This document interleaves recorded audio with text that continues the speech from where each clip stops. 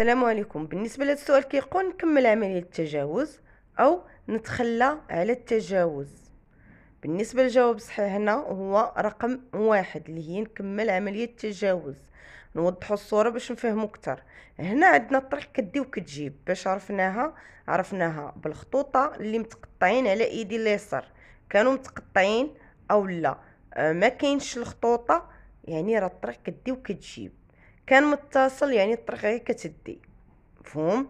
وملي كتكون كتدي بطبيعه الحال ما يكونوش عندنا الاسهم الانحياز في الارض. اول حاجه ان عندنا الطريق كدي وكتجيب وانا في عمليه التجاوز، يعني انا في طور التجاوز، يعني كنتجاوز. عتبان ليا هاد السهم الاول، يعني احنا ملي كنبغيو نتجاوزو راه كندوزو بزاف ديال المراحل. يعني اول حاجه كنراقب الطريق واش مسموح لي التجاوز ولا لا. تاني حاجه كنعلمو. تالت حاجه عاد كنحاز، يعني شوف شحال دوزت من مرحله عاد بديت كنتجاوز. انا عاد بان ليا هاد السهم الانحياز اللي قدامي وهو اول واحد. راه لاحظوا معايا راه كاينين ثلاثه، الاولاني والثاني والثالث. يعني اول واحد بان ليا وانا كنتجاوز، يعني في هذه الحاله نكمل التجاوز ديالي قبل ما يتصل ليا الخط. يعني في هذه الحاله انا راه غنقدر نتجاوز قبل ما يتصل. علاش؟ حيت انا في طور التجاوز، يعني انا صافي ما بقى ليا والو ونكمل. فوتو شويه وغروم اليمين، مفهوم.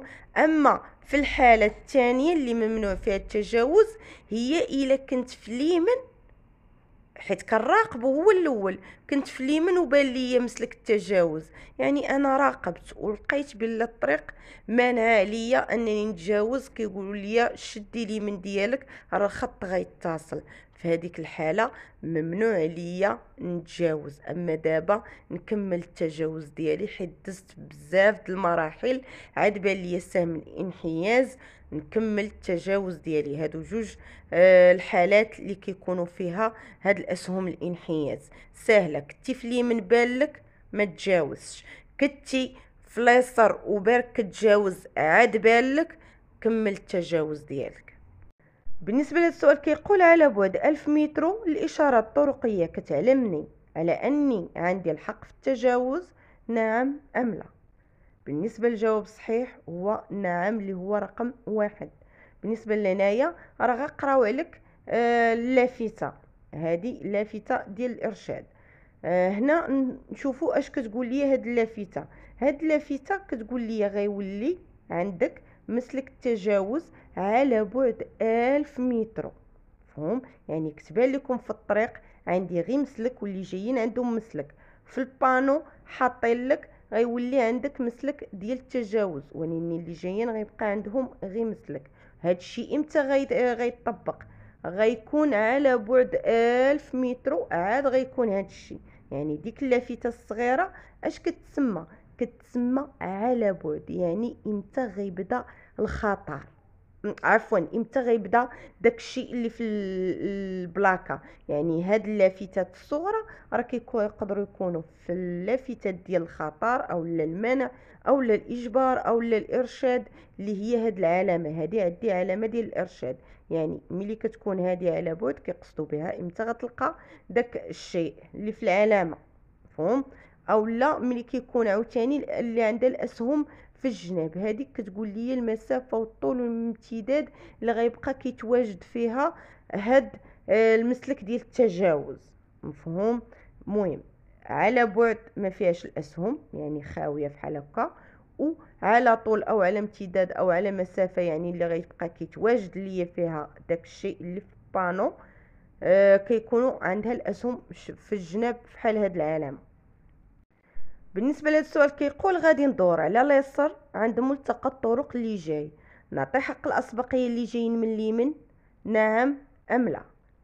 بالنسبه للجواب الصحيح هنا هو لا، اللي هو رقم جوج.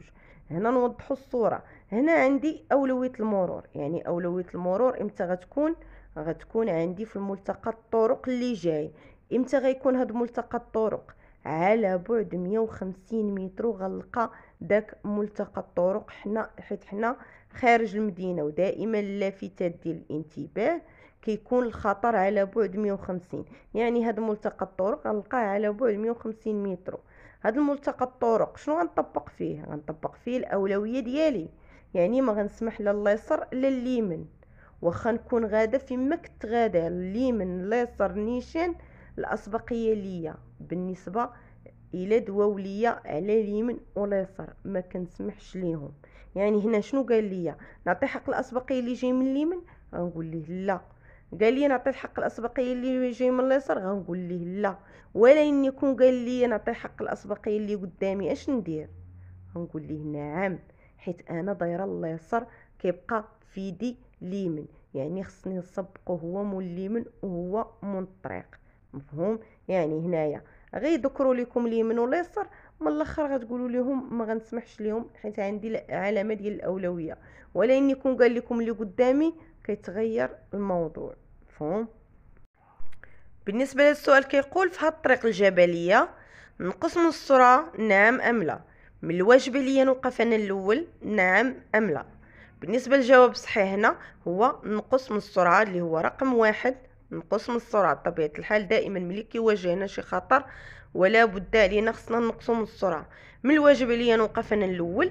لا، ماشي من الواجب عليا نوقف انا الاول. علاش؟ حيت انا اللي طالعه في العقبه، والقاعده اش كتقول لينا؟ دائما اللي طالع في العقبه. علاش؟ حيت صعيبه عليه العقبه هو اللي خصو يدوز، اما اللي نازل هو اللي خصو يسمح لهداك اللي طالع. كما كانت العربه خفيفه ثقيله، ضروري خاص اللي طالع في العقبه هو اللي يدوز. مفهوم؟ علاش؟ حيت دابا ملي غنكون انايا طالعه في العقبه ولنفرض انا وقفت وما بغاتش ديمارا ليا الطوموبيل، راه غنلقى صعوبه باش انني نديماريها. فهمتي؟ يعني خصني ندور ماشي فحال دابا مثلا اللي هابط غير غيطلق الطوموبيل غتم غادا مدردبه غيديماري غديمارا ليه. ماشي فحالي انايا ما عنديش كيفاش نديماريها في العقبه. نتمنى تكون الصوره واضحه. هذاك الشيء علاش دائما كنسمحوا الموالين العقبه يدوزوا. بالنسبه للسؤال كيقول في هذا المكان يمكن لي نوقف لبعض الوقت وانا مخلي الاضواء مشعوله نعم ام لا؟ او وانا طافي الاضواء نعم ام لا؟ بالنسبه للجواب الصحيح هو رقم 2 ورقم 4 اللي هي لا. لا، اصلا ما خصنيش نوقف في هذا المكان، لا باش نخليهم مطفيين ولا باش نشعلهم. يعني هذا المسلك هذا راه كتشوفوا بان مرسومين فيه الدراجات، يعني مسلك خاص بالدراجات. راه الا رجعنا اللور غنلقاو على الديبار، يعني في البدايه ديال المسلك هذا غنلقاو العلامه ديال الاجبار ديال خاص بالدراجات. مفهوم؟ يعني هذا المسلك هذا راه ممنوع لانني نوقف فيه ولا نتوقف ولا نتمشى فيه، يعني خاص بموالين الدراجات.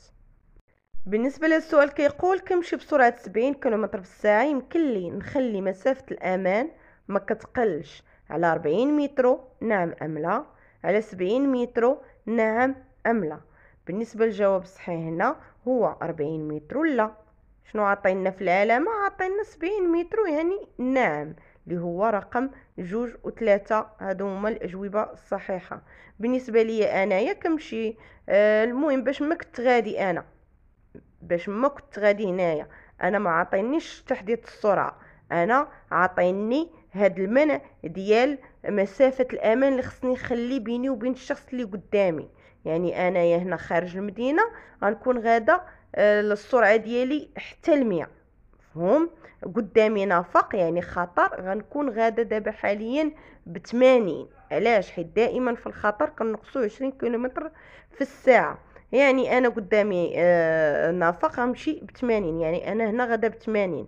المهم هنا ما كيهمش السرعه باش غادين، ولا اني كيهم شنو عاطيني في البانو. عاطيني انني خصني نخلي بيني وبين اللي قدامي 70 متر، ما خصنيش نقرب ليه. مفهوم؟ يعني ما خصنيش نخلي 40 ولا عاطيني في البانو خصني نخلي 70، يعني خصني نخلي 70 كيلومتر في الساعه بيني وبين هاد السياره اللي قدامي باش ما كنا غاديين في السرعه. بالنسبه لهذا السؤال كيقول قطعت مسافه كبيره وما بقى لي الا 50 كيلومتر في الساعه باش انني نوصل، كنحس بالتعب، من الافضل نسرع باش نوصل في اقرب وقت او نكمل السير وانا راد البال او نوقف باش نرتاح. الجواب الصحيح هنا هو نوقف باش نرتاح. هنا الاغلبيه كيقول لي واش غنوقف هنا في الظلمه. هذاك كيبقى شخصي، هذاك الشيء كتبقى الحاله النفسيه ديالك نتايا واش قادر توقف ولا ما قادرش توقف. ولكن حنا ملي كنجيو للكدروس راه كندويو على القانون، يعني القانون واجب علينا نطبقوه، وملي واجب علينا راه خصنا ضروري نديروه في الاجوبه ديال الاسئله. يعني حنايا عندنا القاعده كتقول لي من بعد ساعتين ديال السواقه خاصني نرتاح على الاقل ربع ساعه، مفهوم؟ او لا ملي كيقول لك عييت او لا في السؤال كيقول لك يعني كنحس بالتعب، صافي راه خصك ولا بد انك توقف وتجاوب على انني نوقف في الحال. ما كاينش ديك نسرع غتسبب في حادثه، ما كاينش نكمل السير وانا راد البال، يعني بنادم راه غيكمع غتجي غير ديك الكمعه راه كيروم فيها اليمن. يعني هذيك العياء كيتسبب في حوادث. علاش؟ حيت التركيز كيقل، مفهوم؟ هذاك الشيء علاش قانون قانون دائما جاوبوا في القانون، ما تجاوبوش في داك الشيء اللي كتحسوا به نتومايا. هنا غتشدكم الخلعه حيت الليل او لا خطر من شي شخص ولا شي حاجه حيت الليل، لا حنا كنجاوبوا بالقوانين فقط. بالنسبه لهذا السؤال كيقول الاشارات كتشير لوجود منفذ ديال الاغاثه او مركز ديال الإغاثة أو طفاية ديال العافية أو مكان للتوقف. بالنسبة للجواب الصحيح هنا هو مركز ديال الإغاثة وطفاية ديال العافية. هنا نوضحوا الصورة.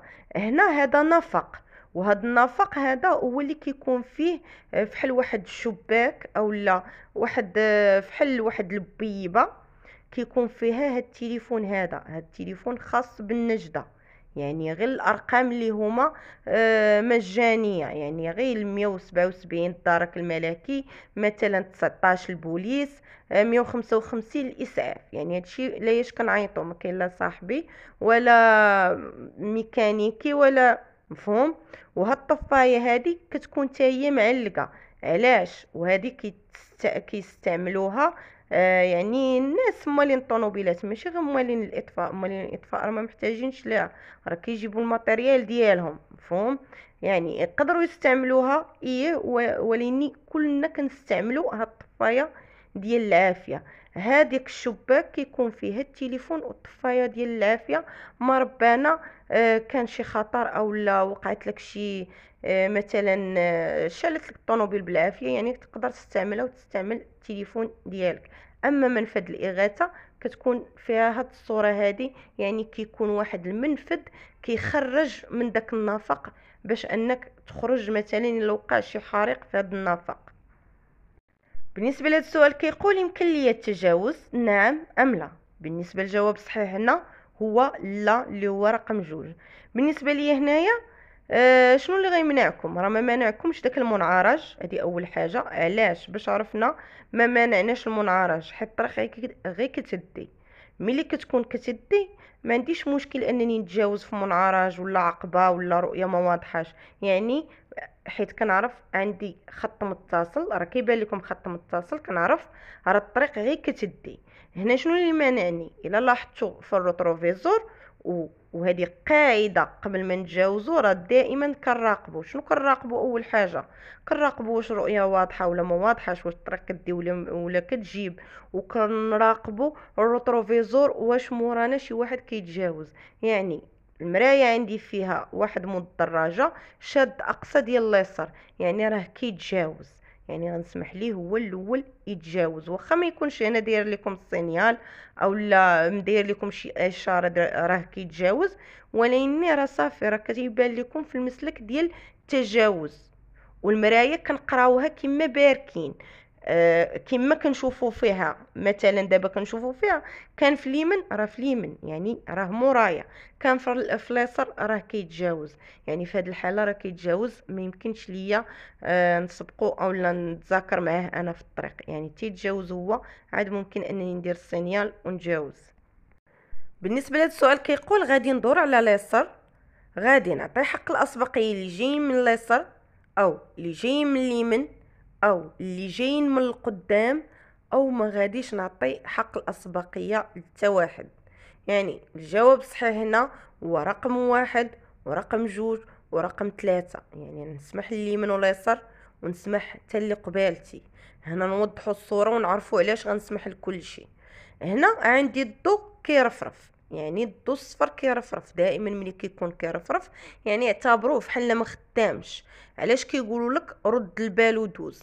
يعني رد البال يعني كانت العلامه طبقها، ما كانت شي علامه غتطبق القاعده. مفهوم؟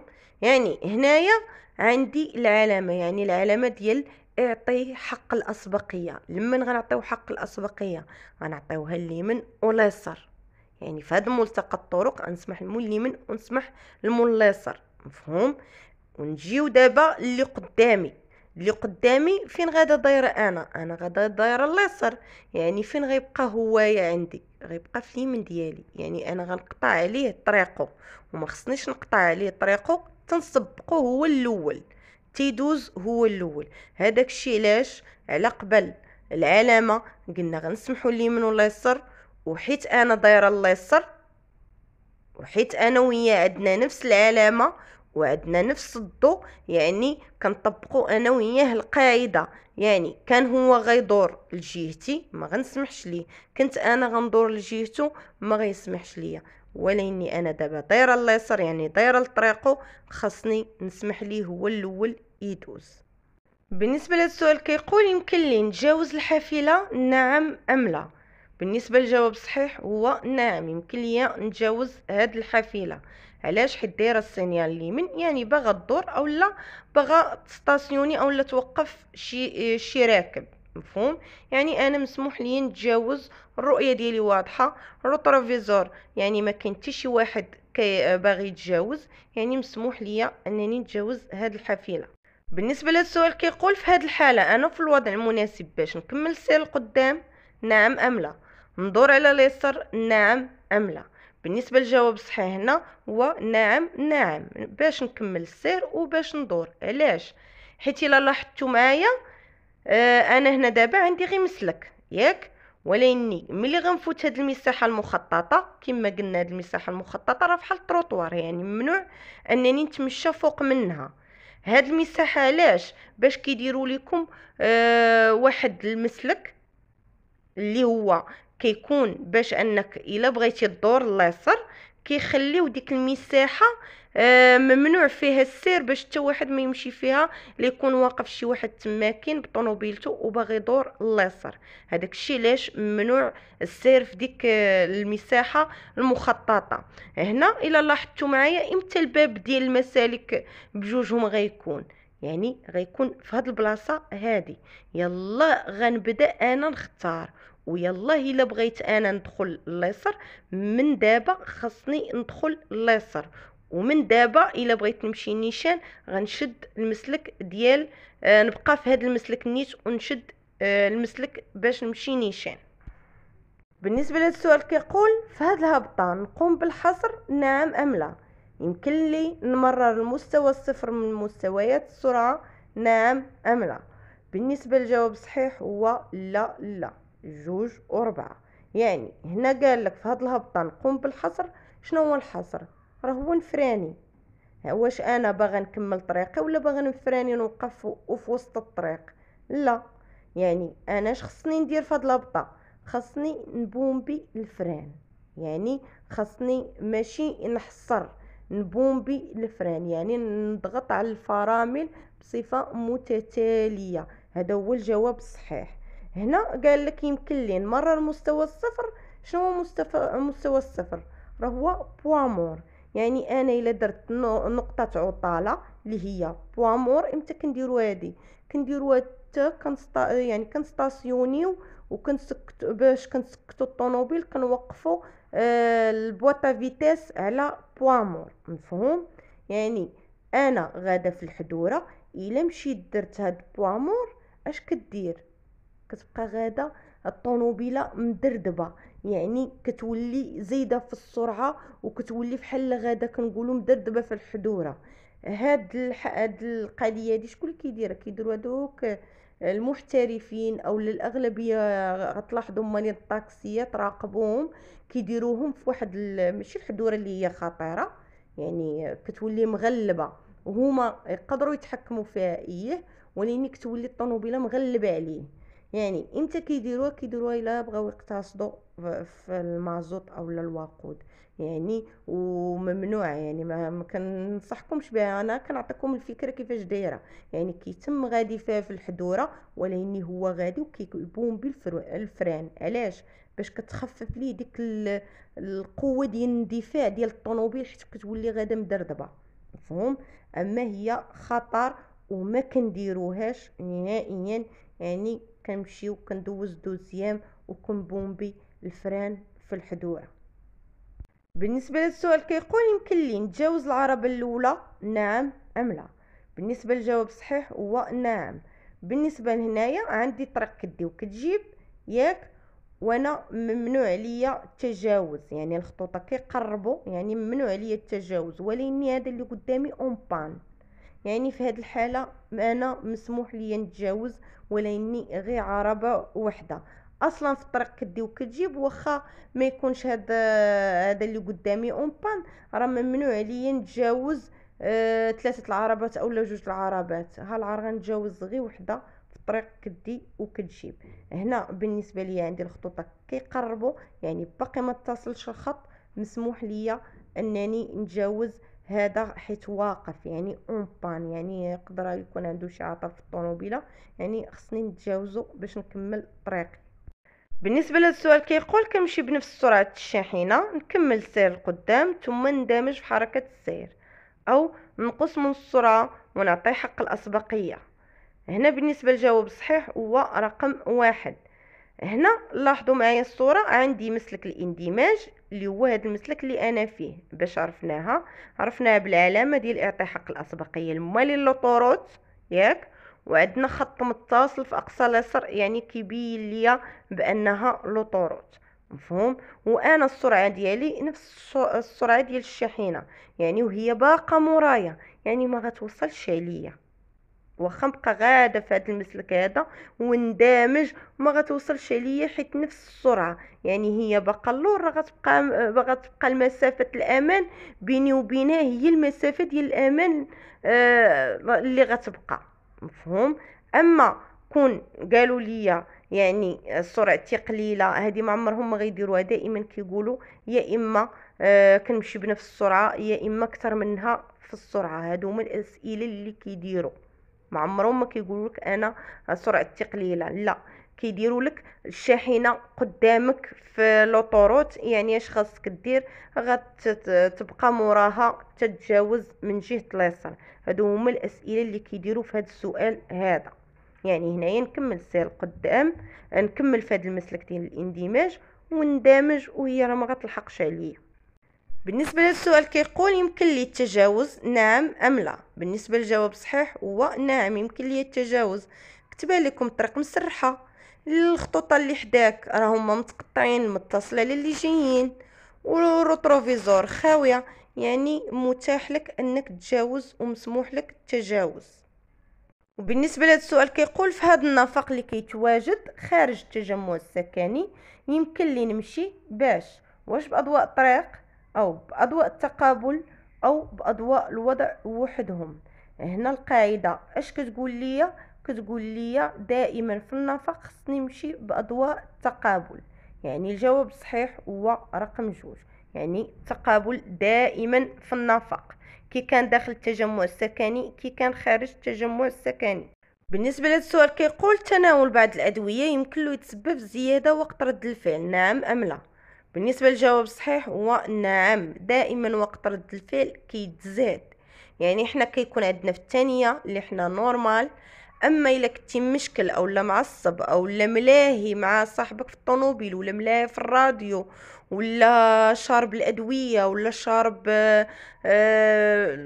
مخدرات، يعني هادشي كامل كيزيد في وقت رد الفعل. يعني احنا في النورمال الثانيه كنكونوا طبيعيين، يعني لا رياكسيون ديالنا كتكون بالخف. اما الى الا كنتي في هاد العوامل كامله اللي قلت دابا، يعني كيتزاد عندك، يعني كيطوال بالعربيه وقت رد الفعل ديالك، يعني ما كتستوعب وما كدير ديك لا رياكسيون ديالك حتى كتقدر دوز واحد 2 ثواني. مفهوم؟ اما اللي صاحي راه غير في ثانيه غيدير لا رياكسيون ديالو، يعني غادي يدارك الامر. مفهوم؟ هذاك الشيء بغيت نوضح لكم شنو معنيتها كيتزاد وقت رد الفعل. بالنسبه للسؤال كيقول يمكن لي نوقف في هذا المكان الا بقيت داخل السياره، نعم ام لا؟ الجواب صحيح هو لا. ما يمكنش لك لا اصلا لا الوقوف لا التوقف، كي داخل السياره كي خارج السياره، يعني ما يمكنش لينا الوقوف او التوقف في بلاصه الطوبيسات. ملي كيبان لكم هاد صفر مزيكزاكي في الارض، يعني راها بلاصه ديال الطوبيسات، او لا ملي كتكون مكتوبه ديكبيوس بالبيض. مفهوم؟ هاد المساحه هاد المساحه اللي مزيكزاغيه بالصفر راه ممنوع فيها الوقوف والتوقف، ولاني مسموح ليا انني نتمشى فوق منها، يعني مسموح ليا نمشي فوق منها. اما اللي مكتوبه بيس بالبيض هذيك ممنوع الوقوف والتوقف، ولاني ممنوع ليا حتى انني نتمشى فوق منها. مفهوم؟ حيت كتكون بريفي، ما باغينكمش تمسحوا لهم ديك المساحه المخططه وديك الكتبه اللي مكتوبه بيس. هذاك الشيء علاش هذه مسموح نتمشى فوق منها، الاخرى لا. اما بجوجهم ممنوع الوقوف والتوقف. بالنسبه للسؤال كيقول يمكن للتعب ينقص من وقت رد الفعل، نعم ام لا؟ بالنسبه للجواب صحيح هو لا، ما كينقصش. قلنا وقت رد الفعل كيتزاد، يعني من ثانيه كيتزاد حتى ل2 ثواني. اما شنو اللي كنقولوا كينقص؟ كنقولوا كينقص التركيز، كينقص التحليل، كينقص الحقل البصري. هادشي كامل كينقص عندنا، ولكن وقت رد الفعل كيتزاد، هو الوحيد اللي كيتزاد. علاش؟ حيت راه شرحت لكم في السؤال اللي قبل، يعني اش كيطرا الوقت رد الفعل. حنا في النورمال عندنا ثانيه، اما ملي كتكون شارب الدواء ولا مشكل ولا شي حاجه، يعني كيتزاد حتى ل2 ثواني. يعني ديك لا رياكسيون ديالك باش انك دارك الامر في ثانيه كتولي حتى كيفوت الفوت حتى ل2 ثواني، يعني ما غتلقى ما تحبس، ما غتلقى ما تفراني. علاش؟ حيت انت مخمور او لا شارب الادويه او لا ملاهي او لا مضروقي، يعني هادشي كامل كيزيد من وقت رد الفعل ديالك. اما التركيز والعوامل الاخرى هما اللي كينقصوا. بالنسبه لهذا السؤال كيقول يمكن لي نشعل اضواء الوضع وحدهم، او اضواء التقابل، او اضواء الطريق، او اضواء الضبابه اماميه. هنا لاحظوا معايا شنو عندي، الاغلبيه كيغلط في هذا وكيسحاب له الضبابه، ولاني هنا راه عندنا الشتا. باش عرفناها بالسويغلاس اللي طالعه ملي ما كتكون ما مكتوباش الشتا، كنعرفوها بالسويغلاس. المهم القاعده ديال الشتا كنضويو باضواء اضواء التقابل عفوا، عاد اضواء الضبابه الاماميه فقط. يعني هنايا غندير التقابل واضواء الضبابه الاماميه. هنا الوضع الا درتو ما غيبان ليا حتى شي حاجه في الطريق، راه كندير ضوء التقابل باش تبان ليا الطريق على بعد 30 متر، يعني توضح ليا الرؤيه على بعد 30 متر. اما الا ضويت بالوضع راه بحال ما كنشوفش. مفهوم؟ وهنا اضواء الطريق لا، راه ممنوعين. اول حاجه قدامي واحد الشخص، تاني حاجه هو ان الشتا والضبابه والثلج كيعطيوهم ليكم بالنهار، ما كيعطيوهمش ليكم بالليل. وحنايا الضوء الطريق امتى كنستعملوه؟ راه كنستعملوه حتى الليل وخارج المدينه، وما يكون قدامي حتى شي واحد، يعني دائما بالنهار. وملي كتكون الاحوال الجويه سيئه كنستعملوا التقابل فقط. السؤال كيقول الاشارات الطرقيه كتعلن على حركه السير في اتجاهين بزوج، او على ان التجاوز ممنوع، او مسار مقرر. بالنسبه للجواب صحيح هنا هو رقم 1 ورقم 2. هنا الاغلب كيصحاب له بان الاشاره الطرقيه اللي كتعنيني هي العموديه فقط. راه حنا عندنا العموديه والارضيه، يعني داك الخط متصل اش كيطبق عليك انه ممنوع التجاوز، يعني كيعنيك حتى هو. يعني دائما ملي كتسمع الاشاره الطرقيه راه ماشي غير العموديه. يعني هنا عندي في العموديه بان غيولي السير في الاتجاهين، يعني اشاره مؤقته السير في اتجاهين. وعندي ممنوع التجاوز اللي هو داك الخط اللي بالصفر متصل، يعني ممنوع التجاوز. هذاك الشيء علاش غنجاوبوا على رقم واحد ورقم جوج. اما مسار مكرر ما كايناش هذا مسار مكرر. بالنسبه لهذا السؤال كيقول نعطي حق الاسبقيه السياره البيضاء نعم ام لا؟ بالنسبه للجواب الصحيح هو لا. الا لاحظتوا معايا راه عندها خط متصل تحت الرويد، يعني هذاك الخط متصل علاش كيعبر على العلامه ديال القف. والعلامه ديال القف راه كنخليوها مورانا، يعني هاد من الطوموبيله البيضاء راه خلاها موراه وكنوقفوا دائما عند الخط. بعض الخطرات القف كتلقاها بعيده من الخط، وبعض الخطرات كتلقاها حداه. اما هذاك الخط راه ماشي ديال باساج بيتون، يعني ماشي ديال ممرجينين. الا لاحظتي معايا راه هذاك راه طويل شو ديال الممرجينين راهم كيبانوا قصار وبعاد من داك الخط متصل. يعني في هذه الحاله هو عنده قف، يعني هو اللي خصو يوقف ويسمح اليمين ولا اليسار. يعني في هذه الحاله انا اللي خصني ندوز. بالنسبه لهذا السؤال كيقول هاد الشاحنه كتمشي بسرعه 60 كيلومتر في الساعه، يمكن لي التجاوز نعم ام لا؟ بالنسبه للجواب الصحيح هو لا، تمشي باش معجبها. انا عندي خط متصل يعني ممنوع عليا نتخطاه، يعني فحال شي جدار هذاك ممنوع عليا نتخطاه.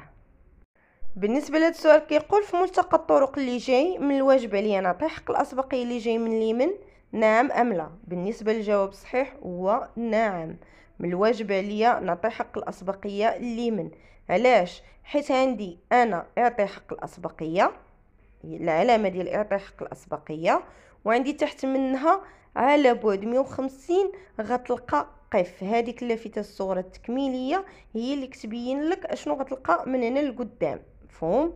يعني كون كانت غير العلامه الفوقانيه بوحدها غنلقى نفس العلامه، ولكن ملي داروا لي التكميليه يعني غنلقى قف، ما غنلقاش اعطي حق الاسبقيه. وقف اش خصنا نطبقوا فيها؟ نبوانتيو القف ديالنا ونسمحوا اليمين واليسار. هنا قال لي نسمح لي جايين من اليمين غنقول ليه نعم. اما كون قال لي نسمح لي جايين من اليمين فقط غنقول ليه لا. ديك فقط لاحظوا معايا هي اللي غتبين اللي غتبدل لكم الجواب. قال لك اليمين غنقول ليه نعم، قال لك اليمين فقط غنقول ليه لا، راه كنسمحوا اليمين ونسمحوا اليسار. بالنسبه للسؤال كيقول يمكن لي نشعل مؤشر تغيير الاتجاه اللي هو شنو هو السينيال ديال اليسار باش نقوم بتجاوز هاد الشاحنه نعم ام لا؟ بالنسبه للجواب الصحيح هو لا. هنا في الصوره واخا كيبان لكم راها لوطوروت باش عرفناها بشريط الوقوف الاستعجالي اللي على ايدك اليمين وبخط متصل في اقصى اليسار، يعني الطريق غير كتدي. ملي كتكون كتدي مسموح لي نتبع انا شي واحد كيتجاوز، ولكن شنو اللي منعني؟ راه خصني نراقب دائما الروتروفيزور. يعني واحد جاي في المسلك ديال اليسار يعني راه هو اللي مانعني انني نتجاوز. بالنسبه لهذا السؤال كيقول يمكن لي باش نسهل عمليه اندماج الشاحنه في حركه السير ننحاز المسلك ديال الوسط نعم ام لا؟ بالنسبه للجواب الصحيح هو نعم. واحد الشاحنه جايه من المسلك الاندماج باش عرفناه بالعلامه ديال اعطي حق الاسبقيه اللي كاينه عنده في اقصى اليمين ديالو. يعني هو جاي من دامج. اش خاصني ندير انايا؟ ماشي خاصني. هنا شنو قال لك؟ هنا راه كيتبدل الجواب على حسب السؤال. هنا قال لك واش يمكن ليا، يعني يمكن ليا نحاز المسلك ديال الوسط باش نخليه يندمج. اما كون قال لك واجب عليا غنقول ليه لا، ماشي واجب عليا. هو اللي في المسلك ديال الاندماج هو اللي من الواجب عليه انه يسمح ليا تندوز انا عادي ندمج هو. هذاك الشيء علاش الجواب كيتختلف. اما بالنسبه لهذا السؤال هذا نعم يمكن ليا نحاز الوسط باش نسهل عليه عمليه الاندماج. بالنسبه لهذا السؤال كيقول كنسوق بسرعه 40 كيلومتر في الساعه، يمكن لي نقرب من هذه السياره، نعم ام لا؟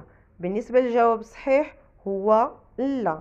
دائما ملي كتكون الشتا عمرني ما كنقرب من السياره، دائما كنعطيها مسافه الامان مضوبله.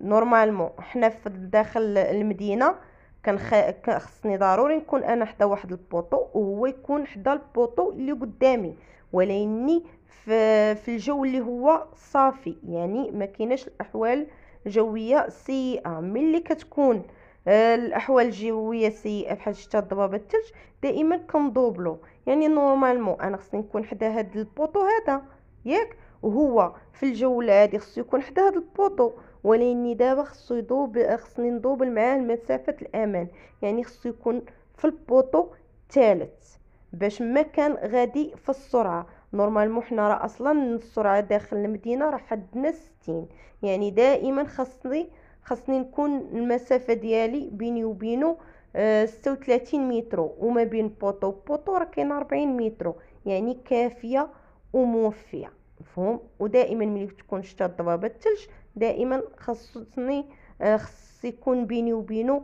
دائما بوطو خاوي. بالنسبة للسؤال كيقول يمكن لي السير بأضواء الوضع وحدهم، أو بأضواء التقابل، أو بأضواء الطريق، أو بأضواء الضبابة ديال الخلف. بالنسبة للجواب الصحيح هنا هو أضواء التقابل فقط بوحدو. شرحنا في السؤال اللي قبل الوضع ما غيبين ليا والو، الطريق في الظلمة، يعني هنا شتا الضبابة الثلج كيعطيوهم ليكم بالنهار.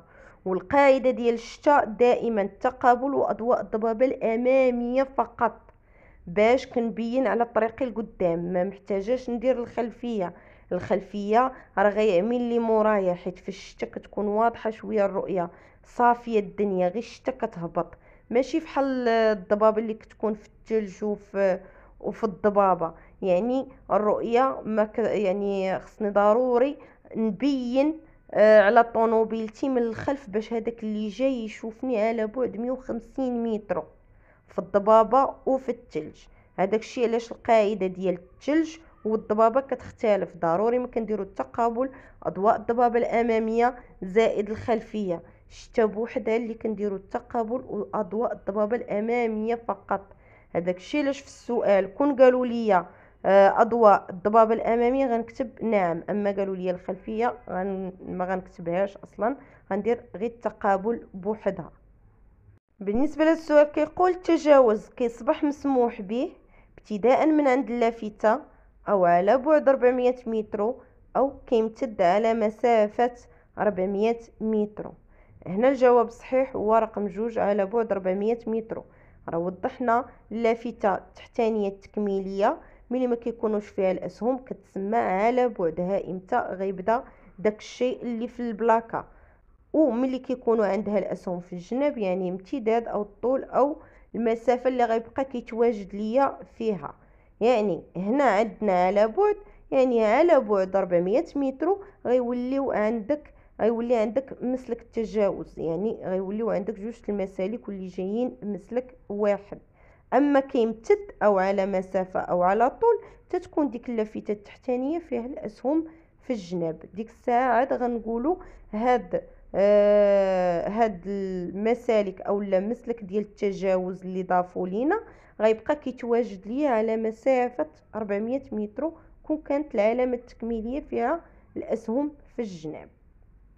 بالنسبه لهذا السؤال كيقول يمكن لي نتعرض لعقوبه ديال الحبس الا قمت بالفرار بعد ما تسببت في حادثه ماديه، نعم ام لا؟ في حادثه جسمانيه، نعم ام لا؟ بالنسبة للجواب الصحيح هنا هو نعم، يعني 1 و3. يعني إلا مشيتي هربتي في حادثة مادية أو في حادثة جسمانية راك كتكون هارب من العدالة، يعني كتكون يعني غتسبب في الحبس. مفهوم؟ يعني هنا الاغلب ديال التلاميذ اشنو كيطرى ليهم، كيقول لك لا وجسمانيه انا الا بقيت حدا الضحيه راه ردة الفعل ديال واحد الشخص مات ليه مثلا الله يحفظ خوه او لا شي واحد، راه ما غنعرفوش ردة الفعل ديالو كيفاش دايره، يقدر يقتلني في ديك الحاله، ياك راه خصني ولا بد نهرب. راه عندك الصح، راه ولا بد تهرب، ولكن فين خاصك تمشي؟ ما تمشيش تمشي تخبى وتمشي تهرب لشي مدينه اخرى، راه كتمشي تسلم نفسك للسلطات. يعني انت كتهرب غير من الحادثه اللي تسببتي فيها، يعني غير من البلاصه، ماشي يعني قمتي بالفرار، يعني مشيتي صافي تخبيتي. يعني هذا كيتسمى فرار، يعني كتمشي كتغبر، ما كتمشيش تسلم راسك. هذا راه ما كيتسماش فرار، راه مشيتي سلمتي راسك، مفهوم؟ مهم في حادثه جسمانيه او لا ماديه، الا مشيتي هربتي وما مشيتيش سلمتي راسك للسلطات، راه كتسمى ارتكبتي واحد جنحه، اللي حقاش درتي تسببتي في القتل، وراه غتسبب في الحبس لراسك. بالنسبة للسؤال كيقول بعد هاد اللافتة يمكن لي السير بسرعة 80 كيلومتر في الساعة، نعم أم لا؟ بسرعة 90 كيلومتر في الساعة، نعم أم لا؟ بالنسبة للجواب الصحيح هو نعم. نعم. هنا هنا راه ما عندناش لافتات ديال تحديد السرعة، مفهوم؟ باش اننا غيحدوا ليا فيها السرعة. هنا اش كيقولوا لي العلامات؟ عندي العلامة ديال أولوية المرور، يعني على بعد 150 غلق ملتقى الطرق. هذه قاعدة خصها تكون في دماغكم دائما، الانتباه كيكون على بعد 150 غتلقى داك الشيء اللي فيه. يعني عندي أولوية المرور، غلقة أولوية المرور او لا ملتقى الطرق على بعد 150. اللافتات اللي لتحت كيقول لك غير الكيلومتراج ديال كل مدينه امتى غتوصل ليه. يعني 40 كيلومتر في الساعه غتوصل للرباط، و150 كيلومتر في الساعه غتوصل للدار البيضاء. يعني ما عنديش شي حاجه اللي كيحدد ليا السرعه. داكشي علاش يمكن ليا نمشي باش ما عجبني. علاش؟ حيت انا خارج مدينه السرعه ديالي محدوده في 100، يعني نقصت من السرعة يمكن لي نمشي ب90 و80 على حسب داك الملتقى اللي غلقه والعلامة ديال الخطر. هذاك الشيء علاش ما الا قالوا لينا هنايا 100 كيلومتر في الساعة غنقول لي لا، كيصادفني واحد الخطر ديال ملتقى الطرق، هذاك الشيء علاش ضروري خصني نقص من السرعة.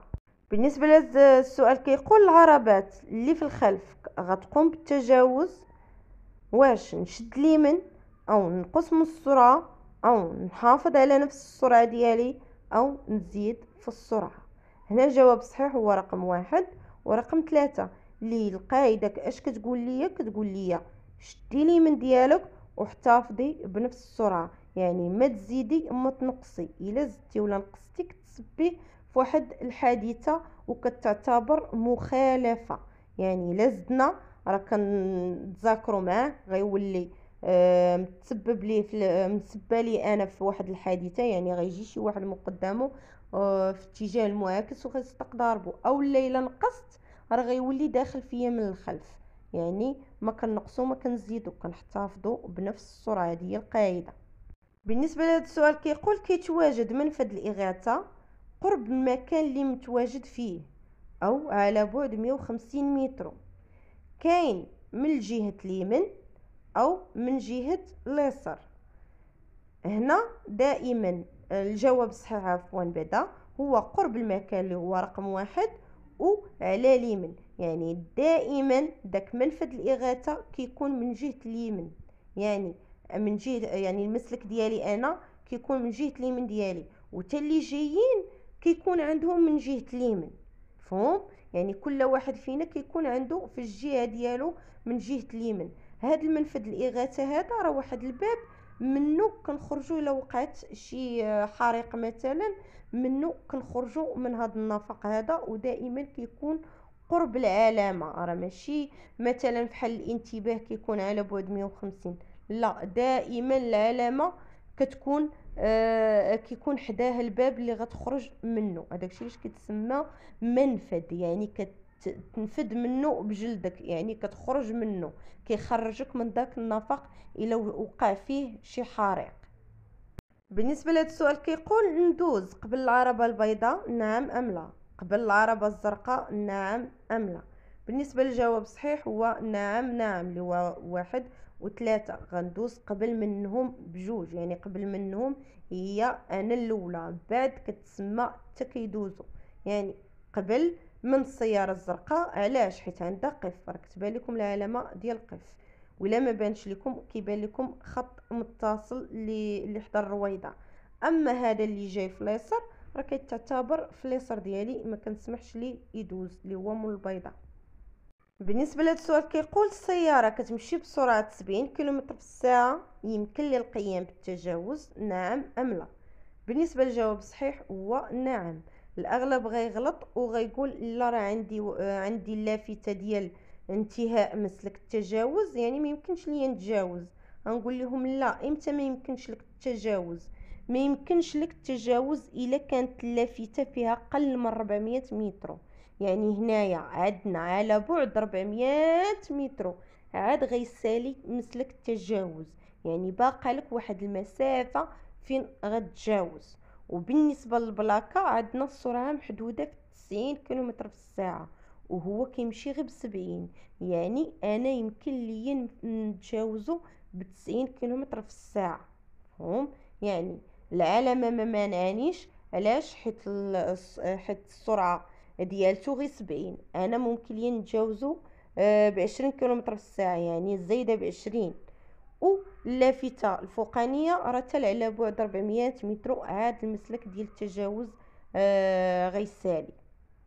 بالنسبة لهذا السؤال كيقول يمكن لي التجاوز، نعم ام لا؟ بالنسبة للجواب الصحيح هو نعم، يمكن لي التجاوز. بالنسبة لي انا عندي جوج المسالك واللي جايين عندهم مسلك. باش عرفناها بداك الخط متصل اللي كيفرق بيني وبينهم. مفهوم؟ يعني انا عندي مسلك التجاوز زايد، يعني انا يمكن لي نتجاوز شي واحد كيتجاوز، ويمكن لي نتجاوز في رؤيه ما واضحاش، نشوف غير مورايا واش ما كيتجاوزني حتى شي واحد. يعني الشاحنه مورايا ديريكت، يعني المسلك ديال التجاوز خاوي، مسموح ليا انني نتجاوز في هذه الحاله. بالنسبه لهذا السؤال كيقول الهبطه الخطيره كتبدا على بعد 150 متر، نعم ام لا؟ كتمتد على مسافه 400 متر، نعم ام لا؟ بالنسبه للجواب الصحيح هنا هو لا لا، اللي هو رقم 2 ورقم 4. هنا غنحاولوا اننا نقراو اللافته باش يجيكم الجواب ساهل. دائما قراو اللافته قبل ما تجاوبوا. هنا فحال مثلا عندي انتباه منحدر خطير، امتى غيكون على بعد 400 متر، يعني اللافته التكميليه هي اللي قالت لي امتى غيكون.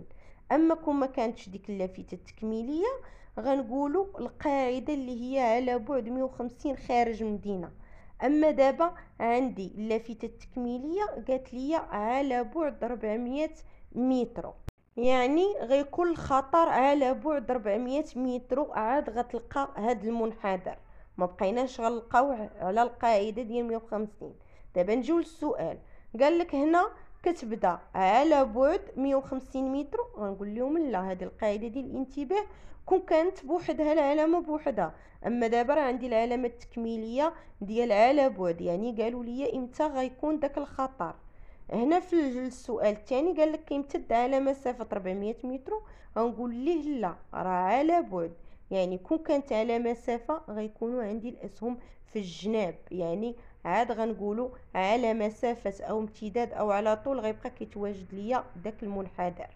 بالنسبه لهذا السؤال كيقول يمكن لي نتبع العربه اللي كتجاوز، نعم ام لا؟ بالنسبه للجواب صحيح هو لا. هنا راه الطريق كدي وكتجيب، باش عرفناها راه ما كاينش خط متصل في اقصى اليسار اللي كيبين ليا غير كتدي، يعني ملي ما كيكونش ولا كيكون متقطع راه كدي وكتجيب الطريق. وباش تاني حاجه باش تعرفوها الا تلفتو كاع، راه كيبانوا لا عندكم ان في ايدي لي اليسار كيبانوا عندي الخطوط متقطعين اللي هما ديالي ومتصل على اللي جايين، يعني راه باين الطريق كدي وكتجيب، وانا ممنوع عليا نتبع شي واحد كيتجاوز، يعني هوايا غيرو من اليمين ونبقى انا غنتساطح مع داك اللي جاي قبالتي واللي هي طريقه. يعني هنايا ممنوع عليا التجاوز. علاش؟ حيت واحد كيتجاوز. بالنسبه للسؤال كيقول يمكن لي نكمل السير باضواء التقابل مشعوله، او من الواجب عليا نغير الاضواء الطريق. هنا جواب صحيح هو رقم 2، يعني كانت قبل عندي الاناره وكنت غاده باضواء التقابل، يعني قال لي واش نكمل، غنقول ليه لا.